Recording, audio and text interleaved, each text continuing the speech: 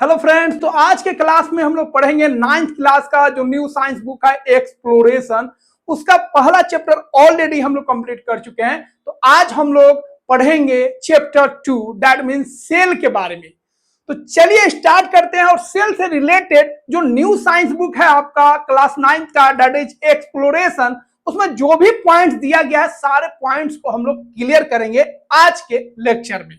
तो कैसे पढ़ेंगे उसको ध्यान दीजिए। देखिए, आपका जो दूसरा चैप्टर है जिसका नाम है cell the building block of life, इसका पहला जो नाम था, मतलब पहले बुक में इसी को नाम जो था वो क्या दिया गया था, the fundamental unit of life. तो दोनों का मतलब जो है लगभग एक ही जैसा है, लेकिन नाम बदल दिया गया है। ठीक है, तो देखिए सेल को हम लोग कैसे पढ़ेंगे, खूब ध्यान से सुनिएगा। सेल जो है ना बायोलॉजी का सबसे इंपोर्टेंट चैप्टर है। इसको अगर आप समझ गए तो बायोलॉजी का जो भी चैप्टर होगा, जो भी टर्म्स होगा, उसको समझना भाई आपके लिए क्या हो जाएगा, आसान हो जाएगा। तो सेल को हम लोग पढ़ेंगे कैसे, देखिए सेल को हम लोग 4 पार्ट्स में बांटेंगे।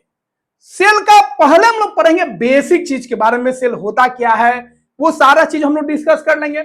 सेकेंड में हम लोग पढ़ेंगे सेल का जो सेल ऑर्गेनेल होता है, मतलब सेल का जो मेंबर्स होता है, जैसे माइटोकॉन्ड्रिया हो गया, लाइसोसोम हो गया, गोल्गी एपैरेटस हो गया, ये सबको हम लोग पढ़ेंगे। दूसरा हो गया। तीसरा में हम लोग जो प्रोसेस है अलग अलग, डिफ्यूजन हो गया, ऑस्मोसिस हो गया ना, डीएनए हो गया, क्रोमेटिन हो गया, क्रोमोसोम्स हो गया, जीन हो गया, ये सब चीज हम लोग पढ़ेंगे। और फोर्थ पार्ट में हम लोग सीखेंगे जो सेल डिवीजन होता है वो कैसे होता है, क्यों होता है, उसे क्या फायदा होता है, ये सारे चीज को हम लोग डिस्कस करेंगे।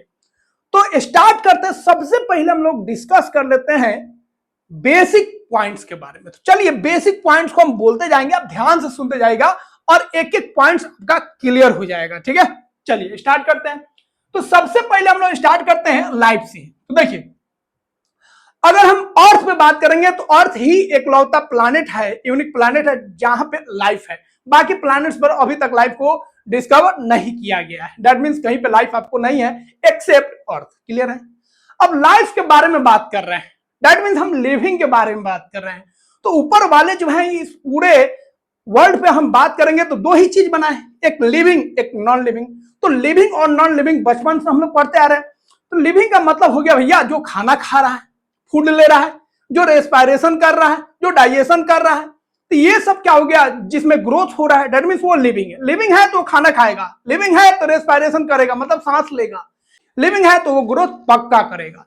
और जो चीज ये नहीं कर पाते उसको नॉन लिविंग बोलते हैं ना।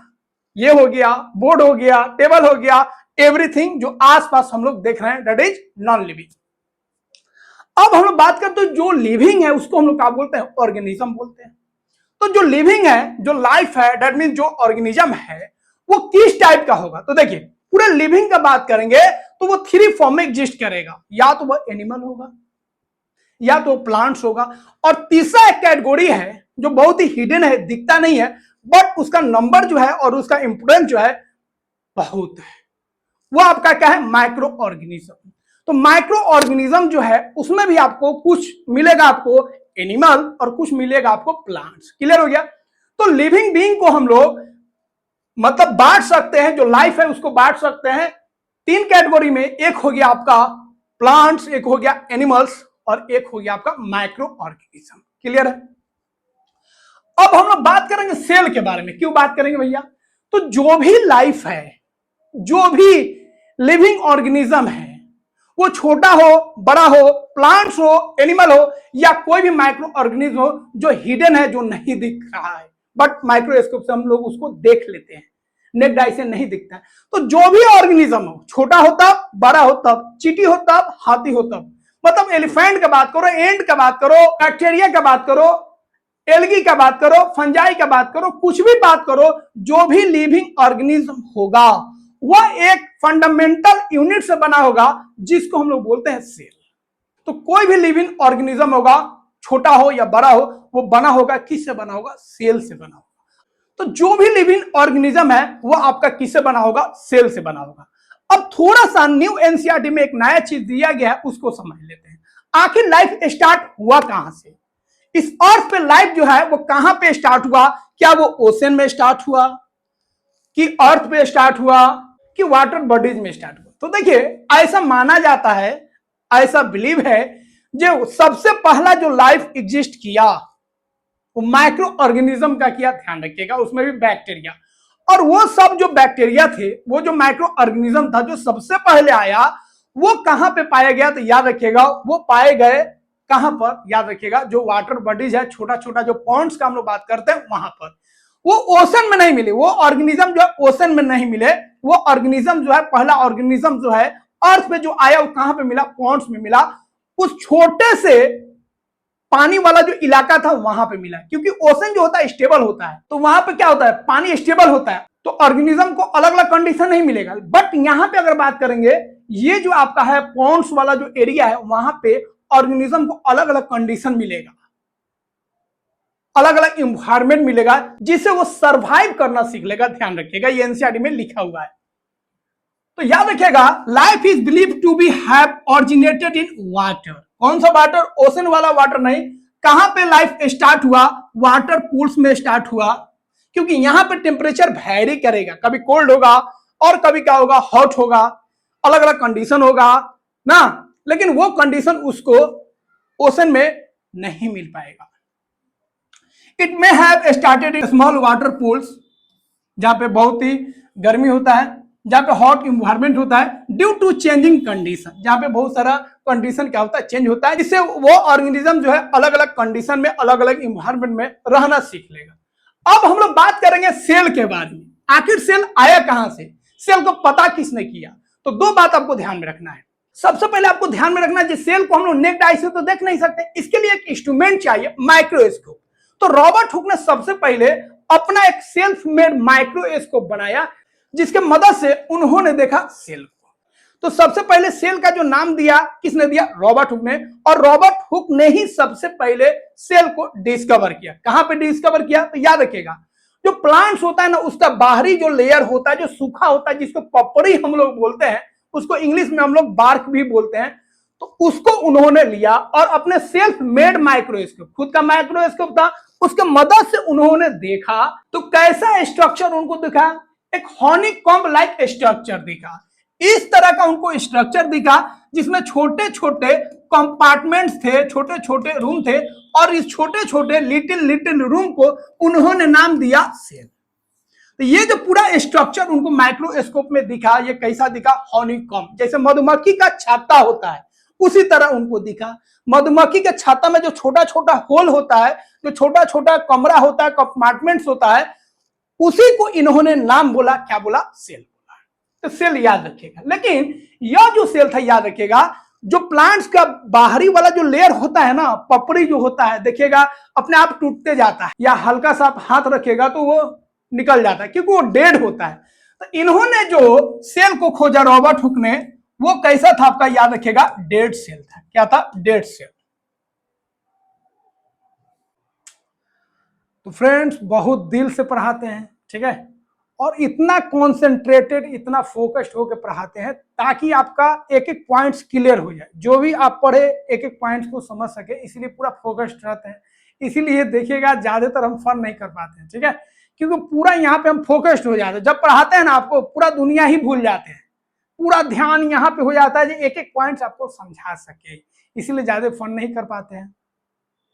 तो इसीलिए दिल से हम आपको पढ़ा रहे हैं, तो दिल से आप भी सपोर्ट कीजिए, लाइक कीजिए, और चैनल को सब्सक्राइब नहीं किए ना भैया, तो सब्सक्राइब कर लीजिए, ठीक है।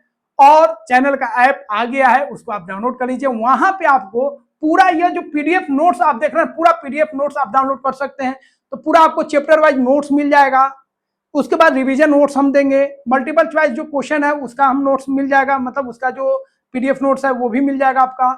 उसके बाद ध्यान रखिएगा, competency based, case based question जो भी होगा, आपको सारा चीज यहाँ पे आपको मिल जाएगा। तो इस ऐप को डाउनलोड कर लीजिएगा। पूरे ईयर का, 1 ईयर का आपको क्लास 9 में 100 to 150 आपको चार्ज लगेगा, और पूरा चीज हम आपको प्रोवाइड करा देंगे। तो इतना जरूर आप कर लीजिएगा, ठीक है। और इस नोट्स को आप पढ़िएगा, तो ऐसे नोट्स को हम बनाए हैं जिससे सभी पॉइंट्स आप आसानी से समझ सकते हैं। देखिए, टीचर पढ़ाता है तो हम एक डायग्राम लेके पूरा चीज समझा सकते हैं, बट आप जब दोबारा बैठिएगा पढ़ने, तो हम क्या बोले थे कुछ दिमाग में रहेगा, कुछ गायब हो जाएगा। तो नोट्स को हम ऐसे बनाए जिसमें जो भी पॉइंट्स हम बोलेंगे, सारा पॉइंट्स यहाँ पे लिखा हुआ है, मतलब आप जो है एक वीडियो को 2 घंटा 3 घंटा में आप देख रहे हैं, एक चैप्टर आपका पूरा होगा। और अगर आप नोट्स के थ्रू जाते हैं तो 10 से 15 मिनट में 20 मिनट में पूरा आपका चैप्टर रिवाइज हो जाएगा और अपने हिसाब से आप उस चीज को कर लीजिएगा। बस समझ रहे हैं? तो इससे एक फायदा ये होगा। उसके बाद अपना कॉपी में एक नोट्स बनाइएगा, क्योंकि सबसे इंपोर्टेंट है आपका नोट्स कैसा है। नोट्स अगर बेस्ट होगा तो आपको एग्जाम जो होगा सिंपल लगेगा और आपका जो स्कोर होगा बहुत ही हाई होगा, अच्छा होगा। तो सबसे इंपोर्टेंट याद रखिएगा वो है आपका नोट्स। नोट्स आपका बेस्ट होना चाहिए और उस नोट्स में सारे इंपोर्टेंट पॉइंट्स उसमें रहना चाहिए, कि नोट्स आपको कम समय में पूरा फुल्ली रिवाइज कराएगा। ठीक है, तो इसको ध्यान रखिएगा। और अगला बार, इस बार छोड़ देते हैं, इस बार अगर लाइक और सब्सक्राइब नहीं हुआ, ऐप को डाउनलोड नहीं किए, तो अगला बार भैया हम कसम लगा देंगे आपके क्रश का। और जैसे ही क्रश का कसम लगाएंगे तो आप जरूर कर लीजिएगा, इसीलिए कसम से बचा दे रहे हैं इस बार। अगला बार अगर नहीं माने तो भैया हम लगा देंगे क्रश का कसम, फिर पता चलेगा आपका ट्रू लव है कि फॉल्स लव है। ठीक है, अब आते हैं लीवेनहुक। अब लीवेनहुक बोले अरे ये तो सेल खोज दिया, अब हमको भी कुछ करना पड़ेगा। तो देखे जो ई माइक्रोस्कोप का यूज किया है, तो बोले सबसे पहले हम और तागड़ा माइक्रोस्कोप बनाते हैं और पावरफुल माइक्रोस्कोप बनाते हैं, जिससे हमको और ज्यादा चीज दिख जाएगा, जो उसको नहीं दिखा है हमको दिख जाए। तो इन्होंने क्या किया, खूब तगड़ा पावरफुल माइक्रोस्कोप बनाया, निकल पड़े। तो पॉइंट सोर्स के आसपास गए, लाइफ तो वहीं से स्टार्ट हुआ था। तो आसपास देखा, जब बहुत तरह के उनको ऑर्गेनिज्म देखा, मतलब उन्होंने बहुत सारा बैक्टीरिया, ब्लड सेल डिस्कवरी किया। तो सेल का नाम दिया रॉबर्ट हुक ने, डिस्कवर किया रॉबर्ट हुक ने। लेकिन वह जो सेल था आपका कैसा था, डेड सेल था। लेकिन लिविंग सेल की बात करेंगे, लिविंग सेल को किसने डिस्कवर किया फर्स्ट टाइम, तो उनका नाम याद रखिएगा लीवेनहुक। लीवेनहुक याद रखिएगा, क्लियर है। अब इन्होंने बहुत सारे छोटे छोटे माइक्रो ऑर्गेनिज्म को खोजा, इसीलिए इनको बोला जाता है फादर ऑफ माइक्रोबायोलॉजी। माइक्रो मतलब छोटा, जो हम लोग नेक्ड आई से नहीं देख सकते हैं। तो याद रखिएगा फादर ऑफ माइक्रोबायोलॉजी किसको बोलते हैं, लीवेनहुक को। ठीक है, अब हम लोग बात करेंगे भाई सेल के बारे में, सेल है क्या। तो ऑलरेडी हम लोग डिस्कस कर चुके हैं, जो भी ऑर्गेनिज्म है, जो भी लाइफ है, वो किससे बना है, सेल से बना है। मतलब हम लोग कह सकते हैं cell is the fundamental unit of life. Life का जो सबसे फंडामेंटल यूनिट है, सबसे छोटा यूनिट है जिससे लाइफ बना है, जिससे कोई ऑर्गेनिज्म बना है, दैट इज कॉल्ड सेल। जिस तरह आप याद रखिए केमिस्ट्री में या ओवरऑल हम लोग बोलते हैं कोई भी मैटर हो, लिविंग हो या नॉन लिविंग हो, एटम से बना है। मतलब वो कोई भी चीज हो, हम हो, आप हो, बोर्ड हो, मार्कर हो, दिस टाइप एवरीथिंग, जो भी चीज है छोटे पार्टिकल से बना है, जिसको हम लोग बोलते हैं एटम बोलते हैं। उसी तरह अगर हम लिविंग बीइंग में बात करेंगे, तो लिविंग बीइंग जो है, जो ऑर्गेनिज्म है, वह छोटे यूनिट से बना है, दैट इज कॉल्ड सेल। अब याद रखिएगा सेल भी बहुत सारे एटम से बना है, क्योंकि ओवरऑल अगर हम बात करेंगे तो हम लोग वहां पे क्या बोलेंगे, एटम्स ही बोलेंगे। अगर हम बात करें ये जो घर बना है किससे बना है, ईंट से बना है। तो इस घर को बनाने में जो फंडामेंटल यूनिट है क्या है, ईंट है। बट ईंट एक्चुअली में वो किससे बना होगा, एटम से बना होगा। उसी तरह पूरे ऑर्गेनिज्म को कौन बना रहा है, सेल। बट सेल एक्चुअली किससे बना होगा, एटम से भी बना होगा, ध्यान रखिएगा। तो लिविंग होता या नॉन लिविंग होता, ओवरऑल अल्टीमेटली लास्टली वो एटम से ही बना होगा, ध्यान रखिएगा। तो एटम जो है सेल से भी छोटा होता है और एक सेल में मिलियंस ऑफ एटम्स होते हैं, इसको भी ध्यान रखिएगा। चलिए अब सेल के बारे में हम लोग जान गए, भैया हर एक लिविंग जो है सेल से बना हुआ है। So cell is the fundamental unit of life. अब यहां पे एक क्वेश्चन है, ध्यान रखिएगा। सेल को हम लोग बेसिक स्ट्रक्चरल और फंक्शनल यूनिट बोलते हैं, क्यों। तो पहला क्वेश्चन यहां पे है, सेल को हम लोग बेसिक स्ट्रक्चरल यूनिट बोल रहे हैं, क्योंकि किसी भी ऑर्गेनिज्म का जो स्ट्रक्चर तैयार हो रहा है किसके कारण हो रहा है, सेल के कारण। हम लोग का जो स्ट्रक्चर बना, ये उंगली आप देख रहे हैं, नोज देख रहे हैं, आई देख रहे हैं, ये जो भी पार्ट्स आप देख रहे हैं, जो भी ऑर्गन देख रहे हैं, वो किससे बना है, अल्टीमेटली सेल से बना है। तो सेल जो है एक लिविंग ऑर्गेनिज्म का स्ट्रक्चर तैयार करता है। So cell is called as basic structural unit of life. दूसरा, इसको फंक्शनल यूनिट क्यों बोल रहे हैं, ये फंक्शनल यूनिट क्यों है भैया। तो सेल जो है उसको हम लोग फंक्शनल यूनिट बोलते हैं लाइफ का, क्योंकि जो भी काम हम लोग कर रहे हैं, रेस्पायरेशन कर रहा है, किसमें हो रहा है, सेल में। एनर्जी बना रहा है किसमें बन रहा है? सेल में। डाइजेशन हो रहा है किसमें हो रहा है? सेल में। प्रोटीन बन रहा है किसमें बन रहा है? सेल में। तो जो भी ऑर्गेनिज्म का प्रोसेस है, जो भी लाइफ प्रोसेस है, वो सब के सब किसमें हो रहा है? सेल में हो रहा है। So cell is called as functional unit of life, क्योंकि भैया सेल में सारा लाइफ प्रोसेस हो रहा है, डाइजेशन हो रहा है, रेस्पिरेशन हो रहा है, न्यू मटेरियल्स का फॉर्मेशन हो रहा है। So cell is called as functional unit of life. तो ये 2 पॉइंट्स याद रखिएगा, डायरेक्टली क्वेश्चन पूछ लेता है। अब सेल को हम लोग भैया बिल्डिंग ब्लॉक्स भी बोलते हैं, बहुत सारा नाम बोला जाता है बिल्डिंग ब्लॉक्स। तो जिस तरह एक बिल्डिंग ब्लॉक से बनता है, ब्रिक से बनता है, किसी भी बिल्डिंग को बनाना हो, 10 मंजिल बनाना हो, 20 मंजिल बनाना हो, 1 मंजिल बनाना हो, तो आप कैसे बनाते हैं? ब्रिक्स लगा लगा के। बिना ब्रिक्स का आप तैयार कर सकते नहीं। अब यहाँ पे ब्रिक्स होगा, दूसरी जगह पर ब्रिक्स के फॉर्म में सीमेंट का रहता है, बट उसको हम लोग ब्रिक्स ही मानेंगे। तो जो भी हम लोग बिल्डिंग का फॉर्मेशन करते हैं ब्रिक्स से करते हैं। तो यहाँ पे जो हम लोगों का जो बिल्डिंग बना है, हम लोग का जो स्ट्रक्चर बना है, वो किससे बना है? सेल से बना है। So cell is called as building blocks of life. ध्यान रखिएगा।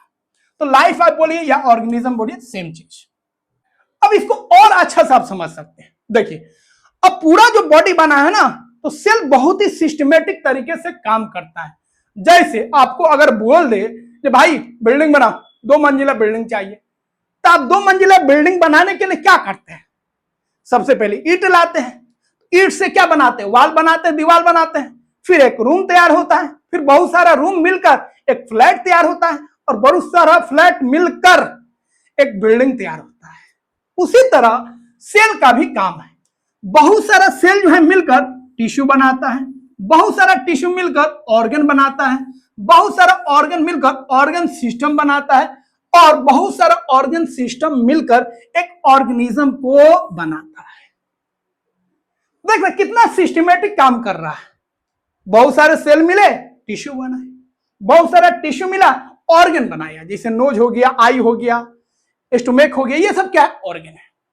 उसके बाद ऑर्गन सिस्टम बनता है, जैसे रेस्पिरेटरी सिस्टम, डाइजेस्टिव सिस्टम। अब डाइजेस्टिव सिस्टम में बात करेंगे तो बहुत सारा ऑर्गन आ जाएगा। माउथ है, ये फूड पाइप है, स्टोमक है, लार्ज इंटेस्टाइन है, स्मॉल इंटेस्टाइन है, अलग अलग ऑर्गन है। फिर सारा ऑर्गन सिस्टम मिलकर एक ऑर्गेनिज्म को तैयार करता है। जैसे ब्रिक से आपका वॉल बनता है, वॉल से भैया रूम बनता है, रूम से फ्लैट बनता है, और फ्लैट से बिल्डिंग बनता है। इसीलिए हम लोग सेल को बिल्डिंग ब्लॉक्स बोलते हैं लाइफ का, क्योंकि लाइफ को जो बिल्ड करता है उस ब्लॉक्स को हम लोग क्या बोलते हैं? सेल बोलते हैं। क्लियर हो गया? तो सेल के बारे में सारा बेसिक पॉइंट्स हम लोग जान लिए, डिस्कवरी किसने किया और सेल का बेसिक पॉइंट्स क्या है। अब हम लोग सेल के रिगार्डिंग आगे का बात करेंगे, सेल थ्योरी। थ्योरी का मतलब क्या हो गया? जो कौन लोग सेल के बारे में क्या क्या बोले थे उसको देख लेते हैं। देखिए, सेल थ्योरी में आपको ध्यान रखना है, पहला आपका है all plants and animals are composed of cell. जो बेसिक है, जो प्लांट्स हो तब या एनिमल हो तब वो किससे बने हैं? एक फंडामेंटल यूनिट से बने हैं, दैट इज कॉल्ड सेल। मतलब जो भी प्लांट्स है, जो भी आपका एनिमल है, वह किससे बना होगा? सेल से बना होगा। तो ध्यान रखिएगा, यहाँ पे 2 साइंटिस्ट लोग मिलकर इस थ्योरी को दिए थे, मतलब 3 साइंटिस्ट है। तो एक आपके जो प्लांट्स के रिगार्डिंग बात किए थे, उनका नाम है स्लाइडेन। स्लाइडेन ने कहा था कि भैया जितना भी प्लांट्स है वो आपका सेल से बना है, क्योंकि ये बोटनिस्ट थे, प्लांट्स का स्टडी करते थे। और एक साइंटिस्ट थे स्वान, जो एनिमल्स का स्टडी करते थे, मतलब ये जूलॉजिस्ट थे। इन्होंने कहा जो भी एनिमल है वो किससे बना है? सेल से बना है। ये बोले जो भी एनिमल है सेल से बना है, और वो बोले जो भी प्लांट्स है सेल से बना है। दोनों को मिला दिया गया और बोला गया भैया जो भी एनिमल हो या जो भी प्लांट्स हो सेल से बना है। मतलब सेल जो है आपका बेसिक यूनिट हो गया किसका? लाइफ का। एक अगले साइंटिस्ट है जो कुछ नया बोले। इन्होंने क्या कहा? अगला साइंटिस्ट का नाम है उर्चो। इन्होंने कहा जो भी सेल है अपने आप नहीं आया है, अपने आप जनरेट नहीं होगा, वो किसी ना किसी सेल से आया होगा। जैसे हम लोग अगर बात करें, हम लोग कहां से आए? तो निश्चित है हम लोग का मदर फादर्स होगा। बिना मदर फादर्स का कोई बेबी आ सकता है क्या? नहीं आ सकता है। जादू तो नहीं हो जाएगा। बात समझ रहे हैं? मतलब फादर और मदर से ही अगला जनरेशन तैयार होगा। कोई ऐसा आदमी है जो बोल सकता नहीं मेरी मम्मी है पापा नहीं है, मतलब बिना पापा के ही है? कोई ऐसा है थोड़े बोल सकता है मेरा जो बर्थ हुआ है उसमें मेरा केवल पापा का हाथ है या मम्मी का हाथ है, ऐसा नहीं बोल सकते, क्योंकि मदर और फादर्स का पार्टिसिपेशन जरूरी है न्यू बेबी के लिए। बात समझे? उसी तरह जो सेल है वो किसी न किसी पुराने सेल से ही बना होगा।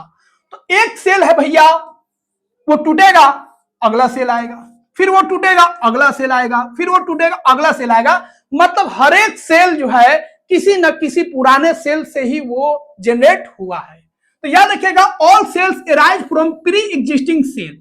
जो पहले से सेल था उसी से नया सेल बनता है। सेल अपने आप नहीं आता है, सेल किसी चीज के मिलने से सेल नहीं बनता है। पुराना सेल होता है, वो टूटता है, नया सेल बनता है, फिर वो टूटता है, फिर नया सेल बनता है, फिर वो टूटता है, नया सेल बनते जाता है। और इसी तरह हम लोगों का ग्रोथ होते जाता है। सेल का डिवीजन नहीं हो तो फिर हम लोग का ग्रोथ जो है संभव नहीं है, पॉसिबल नहीं है।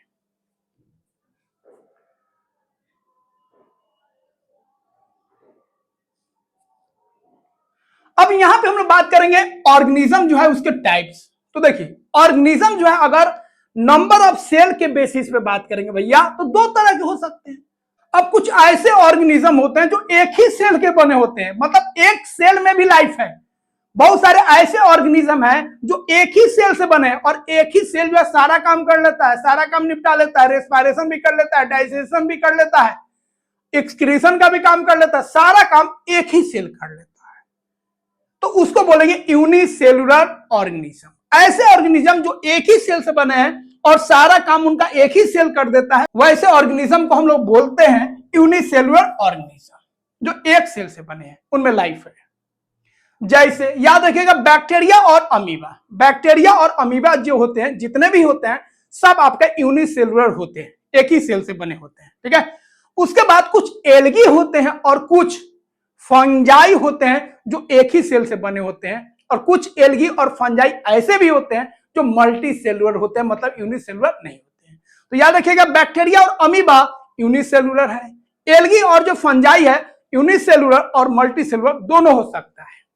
अब कुछ यूनिसेलुलर का आपको नाम याद रखना है। जैसे फेमस है आपका बैक्टीरिया, जो बैक्टीरिया आ जाए पैरामीशियम। अमीबा और पैरामीशियम याद रखिएगा, ये आपका किस कैटेगरी में जाएगा? प्रोटोजोआ के कैटेगरी में जाएगा। उसके बाद डोमोनाज और ईस्ट। ईस्ट आपका एक फंजाई होता है, ध्यान रखिएगा, और ये जो है आपका क्लेमिडोमोनास, ये आपका एल्गी होता है। ये जो भी एग्जांपल है आपका, क्लेमिडोमोनास हो तब, ईस्ट हो तब, बैक्टीरिया हो तब, अमीबा हो तब, या पैरामीशियम हो तब, ये सब के सब आपका सिंगल सेल से बने होते हैं, दैट मींस यूनिसेलुलर होते हैं।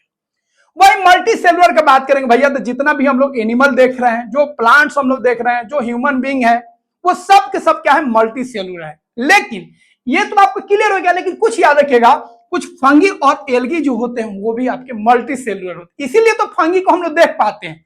जो मशरूम आपका क्या फंजाई है, देख रहे हैं, इसका मतलब मल्टी सेलुलर है। वो जो आपका काई है, जो आपका एल्गी है, काई जो है, या वाटर बॉडीज में आप देख रहे हैं, तालाब उलाब में, नदी वदी में आप जाके देख लीजिए, जो हरा हरा आपको दिख रहा है वो तो एल्गी है, उसको भी तो आप देख रहे हैं। दैट मींस वो जो एल्गी है और जो मशरूम वाला जो फंजाई आप देख रहे हैं वो आपका क्या है? मल्टी सेलुलर, तभी तो दिख रहा है। यूनिसेलुलर रहता तो दिखता नहीं दिखता। तो फंजाई और एल्गी जो है आपका, याद रखिएगा, ये मल्टी सेलुलर भी होते हैं और यूनिसेलुलर भी होते हैं। अब यहाँ पे बहुत ही इंटरेस्टिंग बात है, जो भी मल्टी सेलुलर ऑर्गेनिज्म बनते हैं, जो भी मल्टी सेलुलर ऑर्गेनिज्म आते हैं, वो सिंगल सेल से ही बनते हैं। उस सिंगल सेल को हम लोग क्या बोलते हैं? जाइगोट बोलते हैं। जहां पे जो मेल है उसका स्पर्म और जो फीमेल है उसका जो एग होता है, दोनों फ्यूज करते हैं और दोनों मिलकर एक नया सेल बनाते हैं, जिसको जाइगोट बोलते हैं। इसको हम लोग रिप्रोडक्शन में पढ़ेंगे, घबराना नहीं है। रिप्रोडक्शन पहले 10 में था, ठीक है, लेकिन देख लिया बच्चा सब होशियार आ गया तो बोला 9th में पढ़ लो भाई, 10 में इंतजार नहीं करना, कहीं 9th से ही आप लोग अब हाई लेवल के हो चुके हैं, समझदार बच्चे हो चुके हैं। हम लोग के समय में 10th 11th 12 में जाने पर बच्चा जो होता था थोड़ा सा अवेयर होता था, दुनिया को जानता था। लेकिन आप लोग तो 7 8 में ही पूरा दुनिया को जान ले रहे हैं। इसलिए बोर्ड सोचा जी इसको 9th में रिप्रोडक्शन पढ़ा देते हैं, ताकि सारा कॉन्सेप्ट क्लियर रहेगा, ठीक है। तो पढ़ा जाएगा तो समझा देंगे आपको जाइगोट क्या होता है। तो यहाँ पे सिंपल आपको ध्यान रखना है, जो लाइफ है भैया वो स्टार्टिंग हुआ एक सिंगल सेल से, दैट इज कॉल्ड जाइगोट। अगला हम लोग बात करेंगे सेल का शेप और साइज। क्या सभी जो सेल होते हैं उनका साइज और शेप एक ही जैसा होता है? नहीं। तो जो सेल है उसका शेप और साइज डिपेंड करता है वो कौन सा काम करता है, कैसा उसको काम करना है, उसके हिसाब से उसका साइज और शेप होता है, ध्यान रखिएगा। जैसे अगर हम बात करेंगे जो मसल्स सेल्स होते हैं वो क्या होते हैं? स्पिंडल शेप के होते हैं। इस शेप को क्या बोलते हैं? स्पिंडल। क्योंकि मसल सेल्स को क्या होना है भैया? कॉन्ट्रैक्ट होना है और एक्सपैंड होना है। एक्सपैंड हुआ, कॉन्ट्रैक्ट किया, तो इस हिसाब से इसको ऐसा बनाया गया जिससे वो नमर भी सके और सिकुड़ भी सके, मतलब कॉन्ट्रैक्ट भी कर जाए और एक्सपैंड भी कर जाए।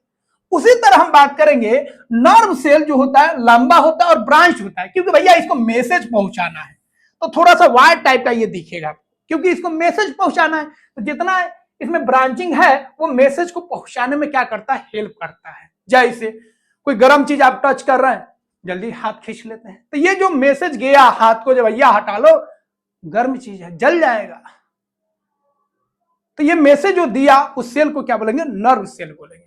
उसी तरह हम बात करेंगे आरबीसी का, बात करेंगे उसका अलग शेप होता है। जो एक सेल है वो अलग सेल है। तो ये जो आप एक सेल ओवम देख रहे हैं वो देख लीजिए स्फेरिकल है। जो स्पर्म सेल का बात करेंगे भैया ये सांप जैसा है, ऐसे ऐसे चलता है ना, इसमें टेल भी है और हेड भी है। तो यहाँ पे जो भी आप सेल का बात करेंगे उसका शेप देख लीजिए अलग अलग है, उसका साइज देख लीजिए अलग अलग है। तो अलग अलग जो सेल होते हैं उनका साइज होता है उसमें वेरिएशन होता है, जो उनका शेप होता है उसमें वेरिएशन होता है, और उसका जो शेप होता है, साइज होता है, वो डिपेंड करता है वो किस तरह का फंक्शन करता है, किस तरह का काम करता है, उसी के हिसाब से उसका शेप होता है। अमीबा का बात करेंगे तो भैया ये अनोखा होता है, बहुत यूनिक होता है, ये अपना शेप जो होता है चेंज करते रहता है। ठीक है, इसका जो शेप होता है चेंज करते रहता है, इसलिए अमीबा जो होता है वो इरेगुलर शेप का होता है। तो जो सेल है उसका स्ट्रक्चर लगभग एक जैसा होगा, सिमिलर होगा, बट उसके शेप में और साइज में क्या होगा? वेरिएशन होगा। अब हम लोग बात करेंगे सेल ऑर्गेनेल्स क्या होता है, तो खूब ध्यान से समझिएगा, ये मेन पार्ट्स है, यहीं पे आपको ज्यादा समझना है सेल ऑर्गेनेल्स होता क्या है। तो सिंपल समझिए, जो सेल होता है ना वो एक फैक्ट्री की तरह होता है जिसमें बहुत सारे वर्कर होते हैं और उसमें हेड भी होता है। जैसे कंपनी की बात करेंगे, फैक्ट्री का बात करेंगे भैया, तो उसमें बहुत सारे वर्कर होते हैं। वर्कर क्यों होता है? कि वो बहुत टाइप्स के काम करते हैं, अलग अलग काम करते हैं, और उनका एक हेड होता है जिसको मैनेजर बोलते हैं। उसी तरह अगर हम सेल का बात करेंगे तो सेल जो है एक फैक्ट्री की तरह होता है। किसकी तरह होता है? एक फैक्ट्री की तरह होता है, ध्यान रखिएगा, एक फैक्ट्री की तरह होता है जिसमें बहुत सारे वर्कर होते हैं। तो सेल को बहुत सारा काम करना है भैया, सेल को लाइफ को एग्जिस्ट करने के लिए, लाइफ के सर्वाइवल के लिए बहुत सारा काम करना है। उसको रेस्पिरेशन करना है, डाइजेशन करना है, प्रोटीन बनाना है, फैट बनाना है, ट्रांसपोर्ट भी करना है, फूड को स्टोर भी करना, सारा काम करना है। तो सेल का कुछ ना कुछ मेंबर तो होना चाहिए ना। तो सेल का जो मेंबर होता है उसी को हम लोग बोलते हैं सेल ऑर्गेनेल। क्या करता है भैया? बहुत सारा काम करता है जिससे सेल का जो लाइफ प्रोसेस है वो कंटिन्यू रहता है, मतलब सेल में जो भी काम करना है उसको करता है ताकि सेल लाइव रहे, सेल का पूरा प्रोसेस होता रहे। तो कौन कौन होता है उसको समझ लेते हैं। अब देखिए, सेल में बहुत सारा सेल ऑर्गेनेल होता है, सेल का चेला होता है भैया जो पूरा काम करता है, उसमें एक हेड बॉस भी होते हैं। सेल का जो हेड बॉस होता है, याद रखिएगा, उसको न्यूक्लियस बोलते हैं। ये सेल का ब्रेन होता है, जैसे हमारा बॉडी का ये ब्रेन हो गया जो पूरा चीज को कंट्रोल कर रहा है, क्या करना है क्या नहीं करना है, किसे बात करेंगे किसे बात नहीं करेंगे, किसको जलाना है, पूरा बॉडी का जो फंक्शन है वो सब कौन कंट्रोल कर रहा है? ब्रेन। उसी तरह आपका जो सेल का ब्रेन होता है वो न्यूक्लियस होता है जो पूरे कंट्रोल करता है। अब इस सेल का बहुत सारा चेला है, जैसे वैक्यूल हो गया, लाइसोसोम हो गया, क्लोरोप्लास्ट हो गया, इंडोप्लाज्मिक रेटिकुलम हो गया, माइटोकॉन्ड्रिया हो गया, राइबोसोम हो गया, साइटोप्लाज्म हो गया, गोल्गी कॉम्प्लेक्स हो गया। ये सब क्या है? सेल का मेंबर है, सेल का चेला है जो वेरियस काम को, स्पेसिफिक काम को करेगा जिससे सेल जो है वो सरवाइव करे, लाइफ उसमें रहे। तो सेल ऑर्गेनेल्स क्या होते हैं भैया? तो cell organelles are specialised structure inside the cell that perform a specific function. तो जो सेल ऑर्गेनेल होते हैं वह बहुत ही स्पेशल स्ट्रक्चर होते हैं जो सेल के अंदर बहुत ही स्पेशल फंक्शन करते हैं। तो सिंपल याद रखिएगा कि सेल के मेंबर होते हैं जो सेल के अंदर रहते हैं और सेल का बहुत सारा काम करते हैं। कौन सा काम करते हैं भैया? तो ये जो है मटेरियल्स को बनाते हैं, मटेरियल्स को स्टोर भी करते हैं, उनको ट्रांसपोर्ट भी करते हैं, वेस्ट को रिमूव भी करते हैं और एनर्जी भी प्रोड्यूस करते हैं। तो एक सेल के सर्वाइवल के लिए, एक ऑर्गेनिज्म के सर्वाइवल के लिए जो भी फंक्शन होता है सारे फंक्शन ये करते हैं। अब ये जो सेल ऑर्गेनेल है ये सारे काम क्यों कर रहे हैं? ताकि सेल जो है वो लाइव रहे, और सेल लाइव रहेगा तब तो ऑर्गेनिज्म लाइव रहेगा। Cell dead, organism dead. जब पूरा सेल ही मर जाएगा तो ऑर्गेनिज्म एग्जिस्ट नहीं करेगा। अब हम लोग जो सेल ऑर्गेनेल देखे हैं उसका फंक्शन हम लोग देख लेते हैं। तो देखिए इसको हम लोग डिटेल में पढ़ेंगे। सेल मेम्ब्रेन क्या होता है, सेल वॉल क्या होता है, सबको हम लोग आगे डिटेल में पढ़ेंगे। बट इसका जो बेसिक पॉइंट्स है ओवरऑल आपको ध्यान में रखना है, जिससे आपका आगे वाला जो चीज है वो आसान हो जाएगा। तो चलिए सबसे पहले हम लोग सेल ऑर्गेनेल्स और उसका जो बेसिक फंक्शन है उसको जान लेते हैं। देखिए सेल का जो सबसे मेन पार्ट होता है, जो बेसिक पार्ट होता है, वो तीन चीज होता है, ध्यान रखिएगा। एक आउटर बाउंड्री होता है, ठीक है, एक बीच में आपका सेंटर वाला होता है, और इसके बीच में जो लिक्विड होता है, ये तीन पार्ट्स होता है, ध्यान रखिएगा। तो यह जो आउटर बाउंड्री देख रहे हैं इसको हम लोग बोलते हैं सेल मेम्ब्रेन। क्या बोलते हैं? Cell membrane. बीच वाला यह जो सेंटर देख रहे हैं, जो सेल का ब्रेन होता है, इसको हम लोग बोलते हैं न्यूक्लियस बोलते हैं। और इसके बीच में यह जो लिक्विड वाला होता है पोर्शन, इसको हम लोग बोलते हैं, इस लिक्विड को हम लोग बोलते हैं साइटोप्लाज्म बोलते हैं, ध्यान रखिएगा। इसको हम लोग डिटेल में पढ़ेंगे, घबराना नहीं है, ठीक है। तो सेल का थ्री जो है आपका बेसिक स्ट्रक्चर हो गया, एक आपका बाउंड्री हो गया, एक सेंटर हो गया, और एक लिक्विड हो गया, फ्लूइड हो गया।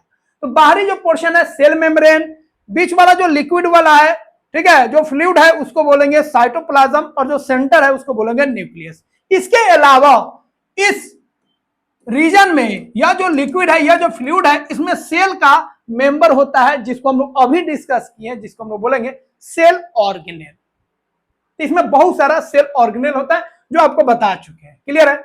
सेल मेम्ब्रेन क्या होता है भैया? तो ये आउटर बाउंड्री होता है सेल का, जिसका काम है गेट कीपर, कौन अंदर आएगा, कौन बाहर जाएगा, कौन नहीं जाएगा, ये सब तय करता है सेल मेम्ब्रेन। क्लियर हो गया। अगला है सेल वॉल। सेल वॉल जो होता है एक और एक्स्ट्रा बाउंड्री होता है प्लांट्स में, क्योंकि भैया प्लांट जो है अपना जो है केयर नहीं कर सकता है, हम लोग जैसा नहीं है, कोई मारने आएगा तो भाग जाएगा, बस मर है, उतना वो फ्लेक्सिबल नहीं होता है, उसको टूट फूट हो सकता है, उसको चोट लग सकता है। तो इसीलिए उसको एक्स्ट्रा प्रोटेक्शन के लिए ऊपर वाले बोले तो भैया तुम्हारे अंदर एक और बाउंड्री दे देते हैं जो रिजिड होगा, जो तुमको सेफ देगा और तुमको बाहरी चोट से क्या करेगा, बचाएगा, इंजर्ड होने नहीं देगा। उसको हम लोग बोलते हैं सेल वॉल। तो सेल वॉल जो होता है आउटर बाउंड्री होता है, सेल मेम्ब्रेन के बाहर होता है, ठीक है, जो सेल को प्रोटेक्ट करता है, सपोर्ट करता है, क्योंकि वह उसके शेप को बनाए रखता है, क्योंकि यह रिजिड होता है। अगला है न्यूक्लियस। तो न्यूक्लियस जो होता है सेल का भैया कंट्रोल सेंटर होता है, ब्रेन होता है, कौन काम करेगा, कौन क्या कर रहा है, क्या नहीं कर रहा है, सारा देख रेख करता है, कौन गड़बड़ी कर रहा है, कौन ठीक से काम नहीं कर रहा है, ये सब कंट्रोल कौन करेगा, न्यूक्लियस करेगा। अगला है साइटोप्लाज्म। तो यह सेल का फ्लूइड होता है जिसमें सभी काम होता है, सभी सेल ऑर्गेन इसी में रहता है। अगला है आपका न्यूक्लियोप्लाज्म। तो न्यूक्लियस के अंदर जो लिक्विड होता है उसको हम लोग न्यूक्लियोप्लाज्म बोलते हैं। सेल के अंदर जो लिक्विड होता है उसको साइटोप्लाज्म बोलते हैं। तो न्यूक्लियस के अंदर जो लिक्विड है उसको न्यूक्लियोप्लाज्म बोलते हैं। प्रोटोप्लाज्म क्या भैया? कुछ नहीं है, साइटोप्लाज्म और न्यूक्लियोप्लाज्म दोनों को मिला दीजिए, दोनों को कंबाइंड हम लोग बोलते हैं प्रोटोप्लाज्म। अगला है इंडोप्लाज्मिक रेटिकुलम।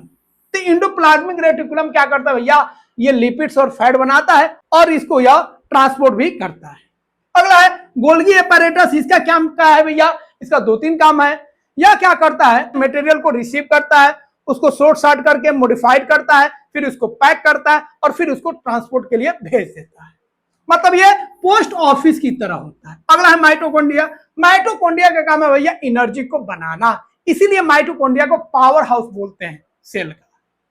अगला है लाइसोसोम। भैया कोई पचाने वाला भी तो होना चाहिए, तो लाइसोसोम का काम है। तो लाइसोसोम का काम है पचाना। क्या करना? पचाना। तो यह मटेरियल को क्या करता है? पचाता है, डाइजेस्ट करता है, क्योंकि इसके अंदर एक एंजाइम होता है। अगला है राइबोसोम। राइबोसोम का काम होता है प्रोटीन को बनाना, ध्यान रखिएगा। अब यहां पे कुछ इंपोर्टेंट चीज ध्यान में रखना है। न्यूक्लियस का बात करेंगे, माइटोकॉन्ड्रिया का बात करेंगे और प्लास्टिड का बात करेंगे। तो प्लास्टिड, माइटोकॉन्ड्रिया और जो न्यूक्लियस होता है उसमें डबल मेम्ब्रेन होता है। क्या होता है? Double membrane.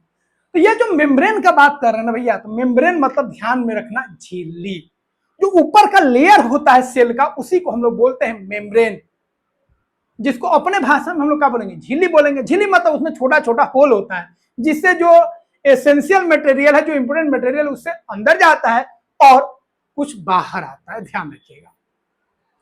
तो याद रखिएगा, न्यूक्लियस, माइटोकॉन्ड्रिया और प्लास्टिड ऐसे सेल ऑर्गेनेल होते हैं जिसमें डबल मेम्ब्रेन होता है। इसमें एक मेम्ब्रेन नहीं होगा, डबल मेम्ब्रेन होता है।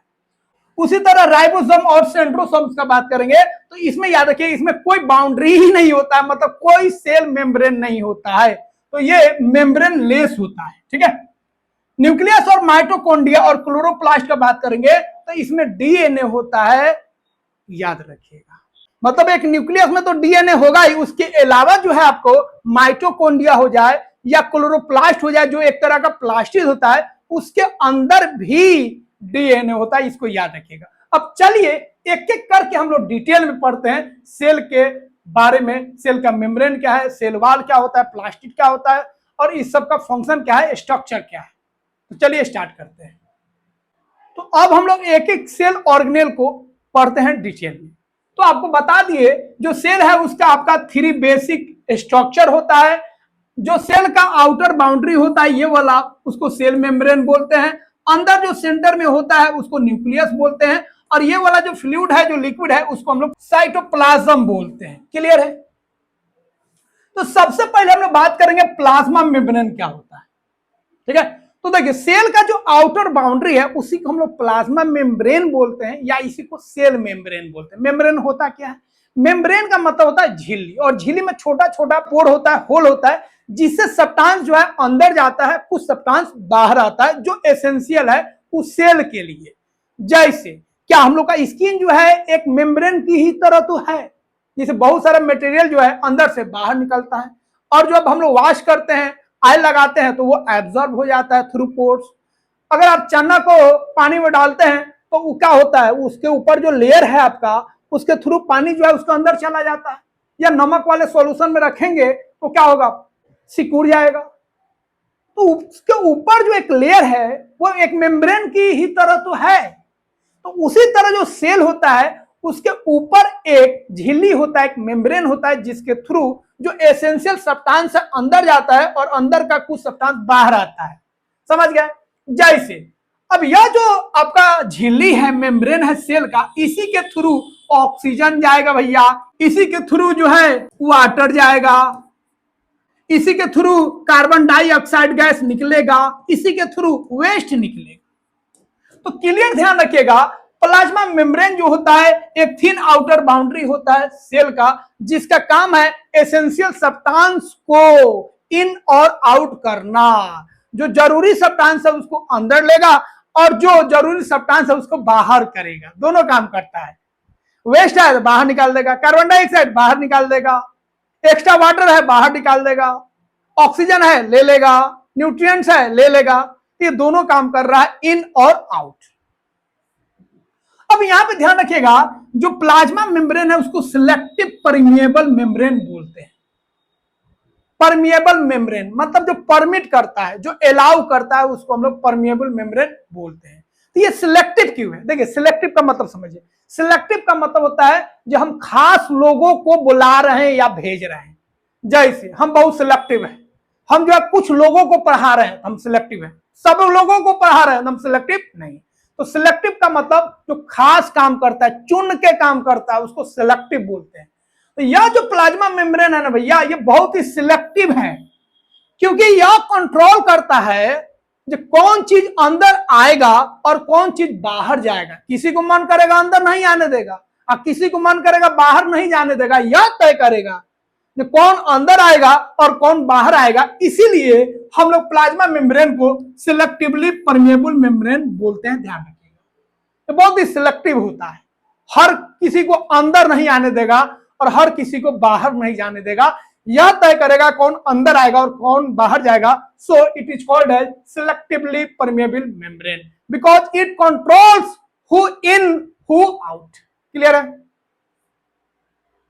अब ये बना किससे है?